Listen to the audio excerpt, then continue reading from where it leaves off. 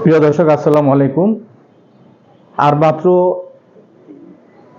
20 দিন, হয়তো 3 সপ্তাহের মতো বাকি আছে ত্রয়োদশ জাতীয় সংসদ নির্বাচনের জন্য। নির্বাচনে একটা পক্ষ জিতবে, অনেকগুলি পক্ষ হয়তো হেরে যাবে, এটাই বাস্তবতা। কিন্তু আমরা দেখছি যে এখন নির্বাচনী মাঠে প্রোপাগান্ডার ছড়াছড়ি, মিথ্যার ছড়াছড়ি। এখন সত্যকে পিক করা যে কোনো মানুষের জন্য খুবই কঠিন। আমরা সমাজে চলতে গেলে দেখি যে অনেক লোক আমাদেরকে উদ্ভট উদ্ভট কথা বলছে, যেটা সত্যের সঙ্গে কোনোভাবেই কানেক্টেড না। কিন্তু ওনারা নিজের কথা বলছেন না, ওনা ফেসবুক বা অন্য কোনো সামাজিক মাধ্যমের মাধ্যমে উনি জেনে সেটা আমাদেরকে বলছেন। আমি এ ব্যাপারে আপনাদেরকে একটু সতর্ক করতে চাই। একটা গণঅভ্যুত্থানের পরে 15.5 বছর একটা ফ্যাসিস্ট শাসনের পরে যখন একটা নির্বাচনের মাধ্যমে একটা গণতান্ত্রিক সরকার প্রতিষ্ঠিত হবে, সেই মুহূর্তে যদি এসব মিথ্যা প্রপাগান্ডা ছড়িয়ে পড়ে এবং আমরা যদি বিনা যাচাইয়ে যদি এটাকে বিশ্বাস করে নেই, তাহলে এটা দেশের জন্য কত ক্ষতিকর সেটা হয়তো এখন আমরা বুঝাতে পারবো না, বা আপনারাও বুঝতে পারবেন না। কিন্তু বুঝতে পারবেন তখন যেমন হয়েছিল শেখ হাসিনা ক্ষমতা আসার আগে।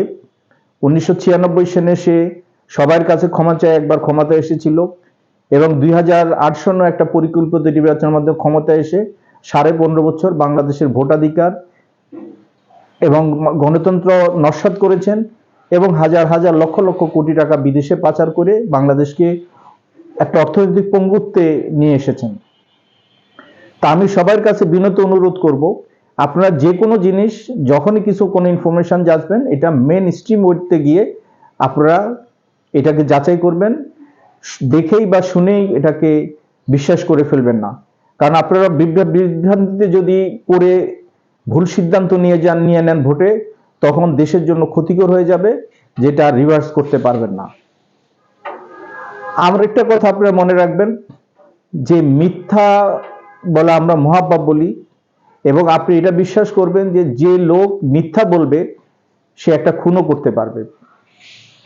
যাদের কাছে আপনি মিথ্যা পাবেন, সে যত মুখোশধারী বা যত ইমানদারি আপনার কাছে প্লেস করুক না কেন, তাকে বিশ্বাস করবে না। যে একটা কথা মিথ্যা বলবে, তার 100টা কথা মিথ্যা হতে পারে, এবং সে সত্য বললে সেটাও বিশ্বাস করা কঠিন হয়ে যাবে।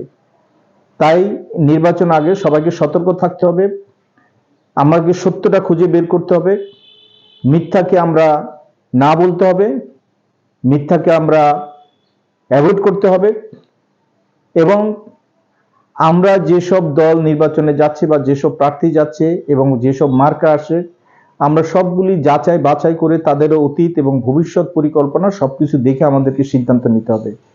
দয়া করে এমন ভুল করবেন না যে ভুল থেকে ফিরে আসা যাবে না এবং এই ভুলটাকে শুধরানো যাবে না। ধন্যবাদ সবাইকে। আসসালামু আলাইকুম।